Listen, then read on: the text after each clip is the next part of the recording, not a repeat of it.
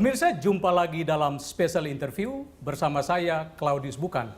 Di era kedua pemerintahannya, Presiden Joko Widodo mengubah strategi pemberantasan korupsi.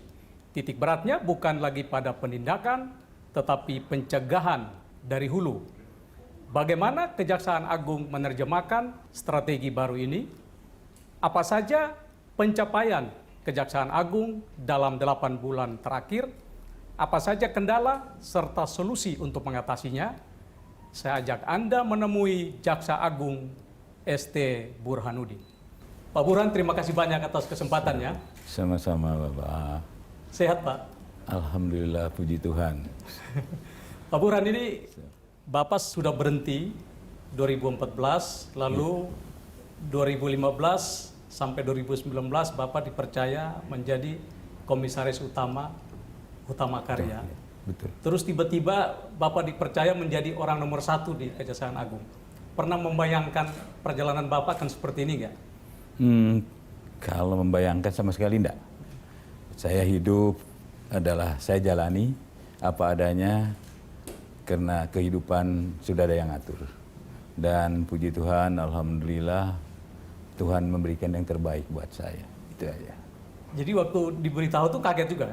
Kaget. Jadi pada waktu itu saya ingat aja hari Kamis, saya pas di Bandung itu diberitahu oleh Pak Menseknek untuk hadir di istana.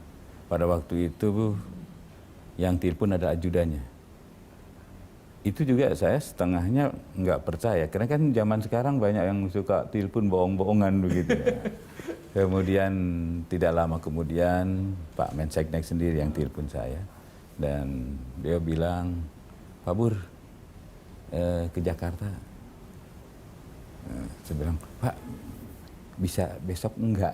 Masih nawar saya. Saya bilang, Pak Bur, biasanya kalau disuruh ke Jakarta cepat. Siap Pak, siap, saya berangkatlah. Saya bilang, karena pada waktu itu saya mau ada acara gitu. Kemudian berangkat. Kamis malam itu bicaralah dengan Pak Menseknek. Kamis malam itu ya bicara tentang bagaimana sih kejaksaan ke depan. Saya tidak berpikir bahwa itu adalah tujuannya untuk wawancara menjadi Jaksa Agung, tidak. Tapi memang beliau bicara bahwa ada beberapa orang, teman-teman para senior juga di kejaksaan yang ini hanya roadmap gimana sih kejaksaan ke depan. Ya saya bicara apa adanya aja. Ya, tapi tentunya sebagai jaksa karir yang merintis dari bawah, Pak Burhan punya cita-cita untuk suatu saat jadi Jaksa Agung? Itu hal yang pasti kalau itu. Tapi kan kita juga harus sadar diri kondisinya, dan kami itu jujur aja dalam satu kehidupan selalu menyerahkan diri, walaupun tetap kami bekerja sebaik-baiknya. Saya akan bekerja semaksimal mungkin, dan alhamdulillah selama saya bekerja tidak pernah ada cacat sedikit pun. Dan dalam capaian 23 tahun, saya masuk 87. 2011 saya masuk tuh 87 bulan Agustus. 2011 saya udah Jaksa Agung Muda. Artinya dalam 23 tahun saya sudah Jaksa Agung Muda. Dan itu waktu yang singkat atau? Itu sangat singkat, karena rata-rata 28 tahun bisa sampai itu. Tapi Tuhanlah yang mengatur. Berkat Tuhan ya, Pak Burhan ya. Pak Burhan, ini Bapak 23 tahun karir, mungkin lebih dari itu ketika pensiun ya. Pengalaman Bapak sebagai jaksa, mulai dari staf sampai level itu, kira-kira apa yang menjadi catatan Bapak? Kita bicara dulu kelemahan nih, supaya bisa menjadi perbaikan pada era kepemimpinan Bapak. Yang pertama tentunya begini Bapak, bahwa saya sadar karena saya di dalam, bahwa trust kejaksaan ini sangat turun. Dan tentunya begitu saya keluar, saya orang dalam yang keluar melihat ke dalam lagi, itu sangat terang benderang gitu. Jadi saya tahu bagaimana memperbaikinya. Apa contohnya ketika Bapak di luar lalu melihatnya terang benderang, apa kelemahan utamanya? Sumber daya manusia. Artinya bahwa di dalam sistem manajemen kan sumber daya manusia adalah faktor yang paling penting. Dan saya melihatnya itu bahwa manajemen tentang sumber daya manusia itu adalah sangat kurang, dan sangat menurun.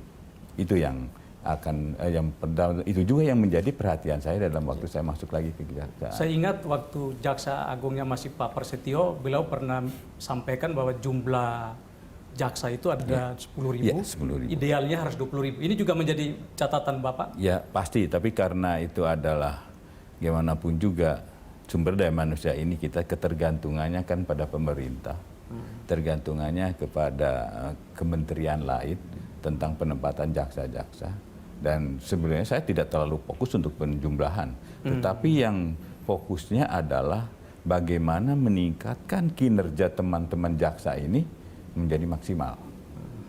Itu yang menjadi fokus saya, tidak jumlahnya. Ya, jadi jumlah walaupun 10.000 menurut Bapak cukup ya? Kalau dibilang cukup tidak, kurang. Tetapi dengan minimal kita capai yang maksimal, itu aja.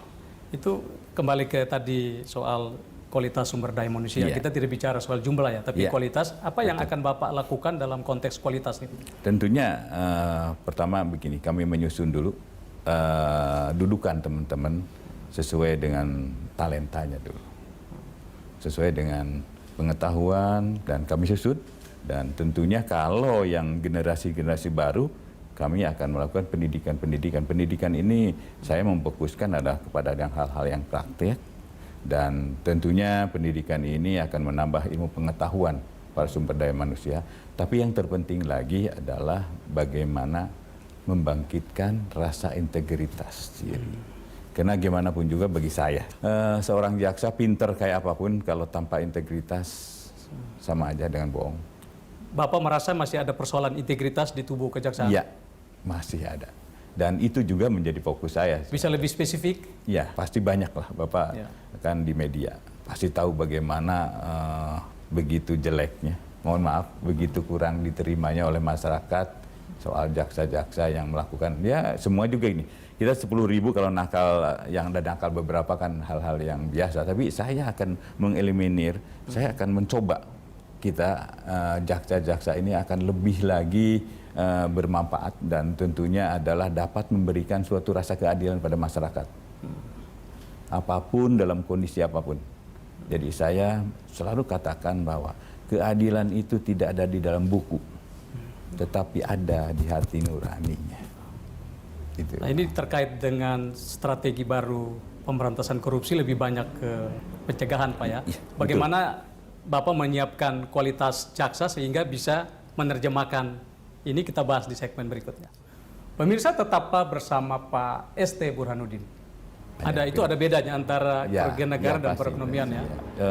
Jiwasraya juga kita rilis ada 12 tambah 13 perkara, walaupun itu korporasi. Satu hal yang mungkin sedikit mengejutkan adalah kita jadikan tersangka seseorang di OJK.